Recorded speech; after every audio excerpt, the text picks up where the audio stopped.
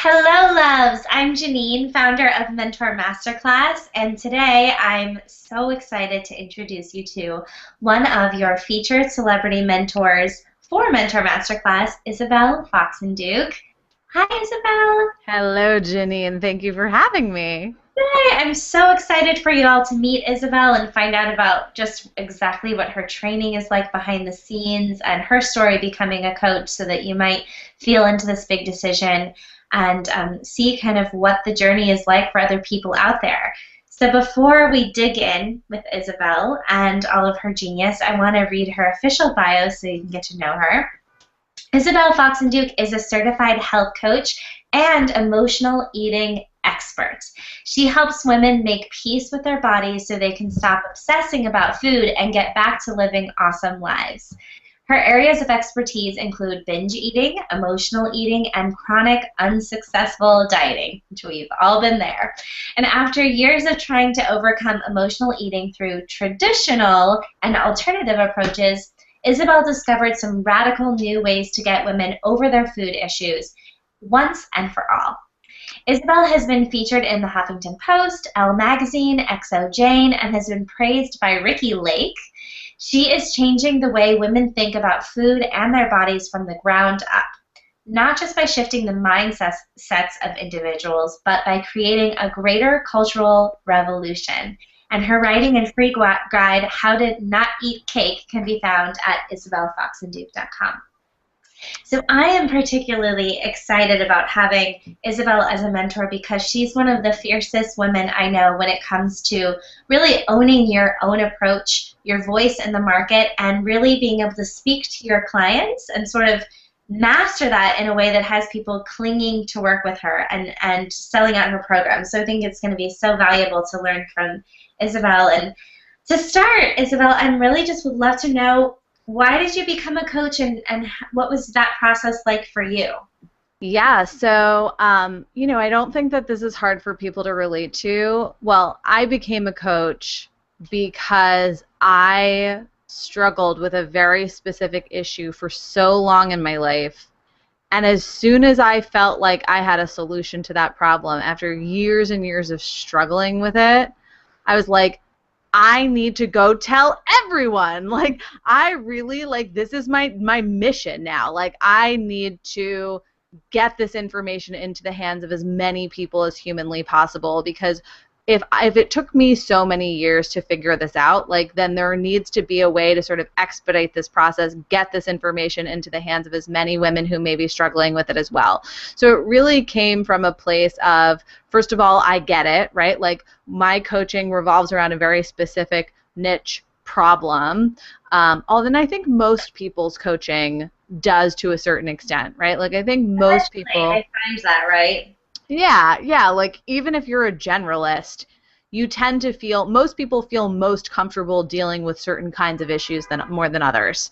And that's just going to be the case no matter what sort of coach you are. So, for me, like, emotional eating, chronic unsuccessful dieting, hating my body, feeling crazy around food, binge eating, all this sort of nutso stuff with food, that was sort of like my Everest for my whole life. I mean, I don't even remember a time that wasn't my Everest. It was like from a very, very young age on, that was something I was constantly dealing with and constantly looking for the solution for and looking for the answer to.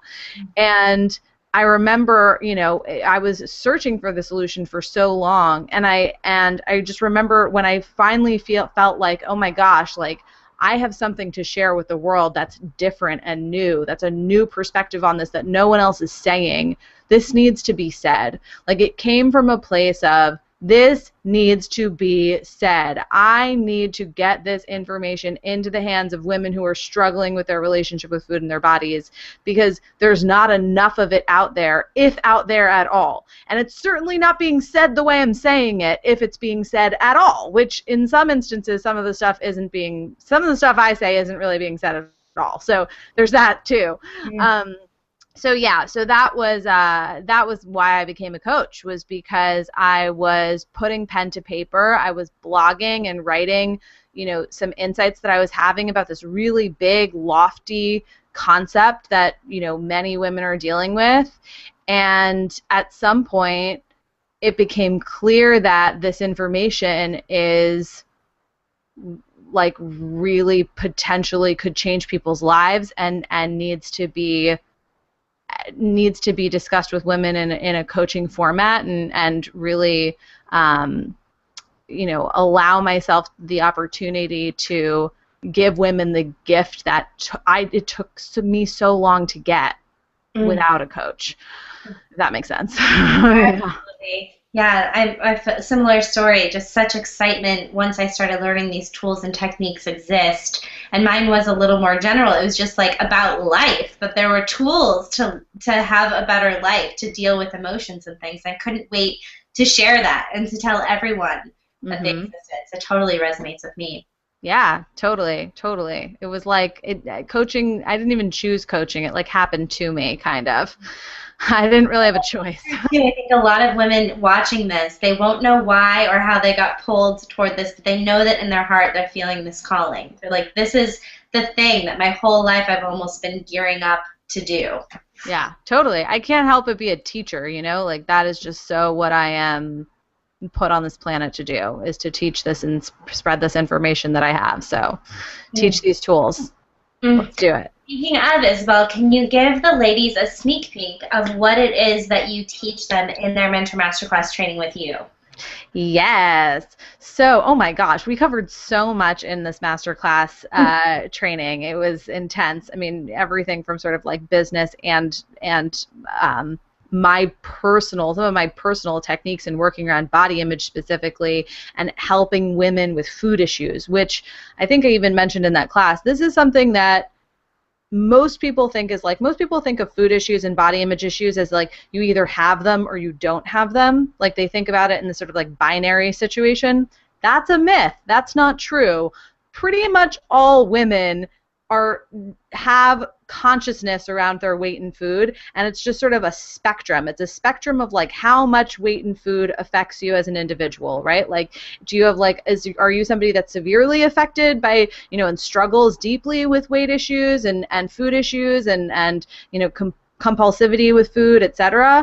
Or is food and weight something that is like, relatively easy, not a big deal, you're aware of it because you are a woman, and as women we're sort of culturally trained to be aware of it and care of it and have opinions and biases around weight. So it's all about sort of where you exist on the spectrum. So when you're working with your clients, particularly women clients, I'm sure most of you for the most part will be working with women the vast majority of the time, being aware of where your clients exist on this spectrum is very important, right? Being aware of, am I working with a woman who is kind of obviously may or may not, maybe she's, doesn't love her body all the time, or, maybe she, picks at her flaws or whatever, or maybe she's really, really struggling with the diet binge cycle. Like where is she on this spectrum is super important, and kind of just have some like basic tools to help women dealing with that spectrum of issues, I'll say. Yeah. Not only does she teach us her secret tools that Isabel uses in sessions with her clients and what she applies to her own life, but she also gives the most amazing tips I've heard about how to write your copy in your sales pages and how to have those first-hand conversations with clients to get them from being a prospect to a paying client. Really good stuff there. Yeah, the copywriting, that's something, if any of you check out my website, you'll see copywriting and is sort of probably the most important influential part of my marketing strategy. And copywriting is something that's sort of like my gift in the marketing arena, and what I think has really been able to launch me into success as a coach. So I'm going to talk about copywriting quite a bit in my training, because that's something that I see very clearly where people use it to their advantage and to their fault. So it's an important thing to kind of get right. And Isabel teaches you how to find your voice in copywriting so that your clients will be able to pick you up out of a crowd, which is something that Isabel is amazing at. I hope you will check out her website. It's isabelfoxenduke.com, so that you can see just how specific her voice is and her personality comes across, and how that benefits her as a coach to stand out in a market where people are looking for that perfect coach for them, and she's able to do that, and she teaches you how to do that by finding your voice and your copy in the training, which I think is an asset and a gift in the training that will really transfer into paying clients. It's like the kind of tools that you need to know to keep those clients in and not have them leaving and wondering why didn't that sales page work? Why aren't they signing up for my programs? She really teaches you. Yeah, 100%. Like, this is the end game. This is like how you slide into home from third base, is all about how you are either having sales conversations and sort of formulating your sales conversations with your voice over the phone with clients, but also, like, really, even before you get on, even if you're doing just private coaching, there's probably going to be something on your website that gets them to the point where they're even on the phone with you to begin with. So you want to make sure that that copy is really drawing them in and gives them trust and belief in you, that you are the right coach for them and a person who's really capable of helping them handle whatever specific problems they are dealing with as an individual. Isabel, what would you want to say to the girl that's watching this right now that's thinking about becoming a coach, considering the program? Any words of advice that you would have around that decision, since that's something you and I both had to work through to get to this place where we are today? So we're talking about women who are considering becoming coaches. Yeah, they're taking Mentor Masterclass and they're like on the edge, like, I'm not sure if I should.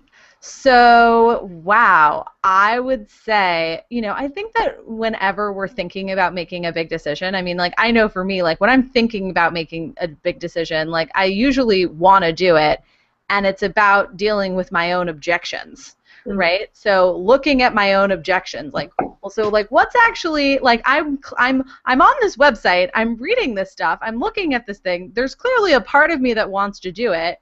If I'm not doing it, that means that I have objections, right? Like, I have, they could be totally, like, legitimate objections. We just have to figure out what those objections are and sort of, like, look at them, I think, from a perspective that isn't based purely on fear, right? And start to look at our. It is. Exactly, and start looking at our objections and be like, okay, like, are these reasonable things to keep me from doing something that I really want to do, or something that, feels right for me to do, or are they not? Like, can I start to pick apart my objections from a unbiased standpoint to the best of my ability? So, like, A, can I actually list out and figure out exactly what my objections are, and then B, like, literally go through them and be like, okay, is this objection based on like a fear that is, like, rational or irrational? If it's a rational fear, meaning, like, it's a fear that really could happen, then the next question to ask myself is, like, okay, so what if that fear comes true? If that happens, is it the end of the world, right? Like, what would happen then? Would I still, like, probably have a roof over my head and, like, be okay? And is that worth, like, taking a risk of something that could be really, really great for me? So this is kind of a little bit more convoluted, like, highbrow methodology than I originally intended it to be, but I think, just gaining some clarity and perspective over my objections. When I finally decided to, quit my corporate job and get into the health world, for me, I had a lot of fear and a lot of objections that ultimately, at the end of the day, when I really looked at them relative to the known certainty of what my life would be like if I didn't make a change, the objections kind of didn't matter that much. Like, my objections were things like, I don't know if I'm going to make money, or I don't know if I'm going to succeed at this, or I don't know if if this is going to work out for me, or if this is what I want to be, this is what I want to do, or if I'm going to like this when I end up doing it, or whatever.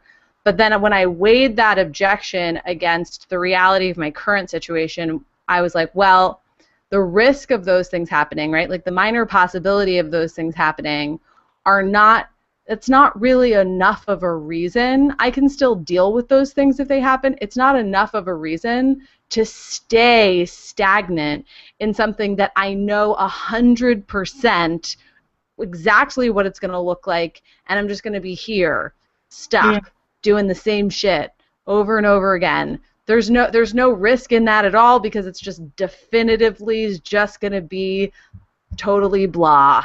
You know, like, am I, like, Absolutely. That's so important to say. And it's also so important to celebrate, Isabel. I would love to know, as we're watching this, how can we support you and what's exciting about what's going on in your business? Tell us, where we can find you and what's happening in your business now that we can just celebrate for a moment. I don't, how long ago it was that you were just making that decision, and then now you are an extremely successful coach with amazing programs. So I want to know all about that. Yeah. So, yeah, my business grew. I guess I'm lucky or I'm a good copywriter, depending on how you look at it. I don't know, but my business has grown very quickly in the past. I think I'm about to celebrate my 2-year anniversary in November, which most people are very surprised to hear. Ooh, excuse me, I'm going to cough. It's so good to hear that, actually, because it's a testament to how fast your business can grow. Right. Your business can grow pretty quickly, and it can also not grow quickly. It can also grow slowly. Mine did grow very quickly, and I was very conscious, and I really took practical steps to, do what I was going to do, and I followed direction, and I didn't screw around. I really I took my decision to become a coach seriously, and I did it right. And I think that that's definitely part of sort of what makes or breaks some of the sort of the pacing of how you can grow, of how a person can grow. And then there's also luck elements to it. Yeah. For sure. So yeah, so I will say my business, I'm about to launch my first really big flagship program in September, in a couple weeks. Well, actually, no, I guess when you see this, it might not be September anymore. But yeah, and this is probably the most exciting, most important, biggest thing that I've done in my career yet. And I'm going to have a lot of eyes being laid on me, which is super exciting, and just a lot of sort of press and publicity and promotion. And it's just, I just feel now is a really interesting time for you to ask me that question, because I'm about to go into this super, super big deal phase of my career. So I'm very excited. I'm very celebratory of that right now. I am so celebrating that with you, love, and I can't wait to support that launch. And I hope that, tell us what's the name of the program, so when everyone does find you, they'll be able to see what the program is called Stop Fighting Food, which again is a time-sensitive program. So depending on when you're watching this, it may or may not be available anymore. However, if you go to my website, anyone who goes to my website, isabelfoxenduke.com, will be able to read about all my goodies and all my stuff. Awesome. And yeah, and I actually, that might be another big project coming up soon. I'm always redesigning my website all the time and keeping my content fresh, and that's one of sort of the most fun parts of being a small business owner for me, is the design and sort of creative aspects and of branding, the visual branding. I think that we don't talk about that enough as coaches, how fun it is to be able to visually brand ourselves, not just with our copy, but also just with our design elements and with our photos, and how we just get to represent ourselves visually and creatively, as artists, kind of.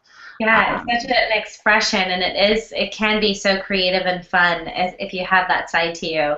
And it's the freedom to be able to do that, to have your own brand and website and creative expression is one of my favorite things to see from coaches, and one of my favorite things in Mentor Masterclass to help them discover through the year. What is your unique expression? What is your zone of genius? It's one of my favorite parts of coaching coaches.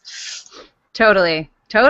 So yeah, so that's what I'm celebrating. I'm celebrating this big launch coming up, this big new program coming up, which I hope will help a lot of women, like I'm hoping for, thousands of women to see this video training series that I'm putting out in September. And, it's going to be a nice big opportunity for me to share what's sort of bubbling up inside of me with the world, which is awesome. It's such an honor. On top of what you already have, which is always a complete sold out one-on-one coaching, right? Like women are just like on your roster waiting for your availability. Yes. I am constantly booked up. I have a wait list. So I actually don't even solicit new clients anymore at this point. I have a wait list on my website that's just growing all the time. And then when I'm ready to take on a new client, I go into my wait list and I like basically offer applications to people on my wait list. So I definitely have a pretty unusual system for getting clients because of the demand. So that's, again, another big blessing. Mm-hmm. Celebrating that with you. Celebrating, yeah, celebrating. Thank you. That's awesome. And yeah, my clients are amazing. I've really been able to design my programs to look exactly the way I want them to look, right? Like my coaching program offers exactly what I want to offer. It offers exactly what I think is going to be helpful to people to offer.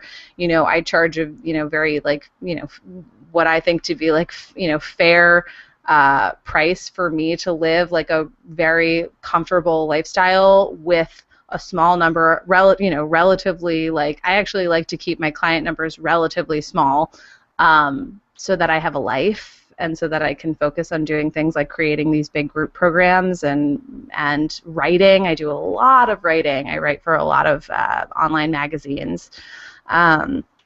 So I mean, I've kind of created my dream career within coaching, which is amazing. It's so exciting to celebrate, and I'm sure so valuable for women watching this to hear that that's possible, that they can leave those 9-to-5 jobs and that they can actually find that space in the coaching world where they can have a sold out roster of clients, that they can be creating their dream programs and doing the things that they love. So I'm really honoring that you get to do that, Isabel. I'm so excited to support you. Thank you, Janine. Cool. Okay, Isabel, so let's close out this intro. Ladies, we hope to see you behind the scenes of Mentor Masterclass. Hope that you'll check out isabelfoxenduke.com and her beautiful website. Get on her list. I think she has tell them about your free gift when they visit your website. So on my existing website, I have, it's a free guide called How to Not Eat Cake Really Fast Standing Up When Nobody's Looking, which is kind of, I have a very tongue-in-cheek sense of humor, if you'll see if you go to my website. But basically, it's just sort of like a free guide of like all of my sort of like basic methodology kind of like wrapped up in like one easy, digestible like PDF. Which I actually think are like a great guides. If any of you are, the coaches out there, that's a whole nother conversation, but those are really like great offerings to have. It's just like, can you give as much valuable content in an as digestible format as possible? Mm-hmm. So that's my offering. You won't even believe everything she gives away in her training. Oh, good. Good. Awesome, Isabel. So I would love to just close this out by IsabelFoxenDuke.com is where we can find you, and anywhere else that we can find or support you? IsabelFoxenDuke.com is the one that I think is going to be is where it's at. Depending on when you see this, StopFightingFood.com will also be a thing, but I think IsabelFoxenDuke.com is probably going to be the most fun for everyone in a perennial sense. Awesome. Well, thank you, Isabel, for being a featured mentor for this. Thank you, ladies, for watching this video. We hope to see you behind the scenes at Mentor Masterclass, and we'll see you later. Bye. Bye.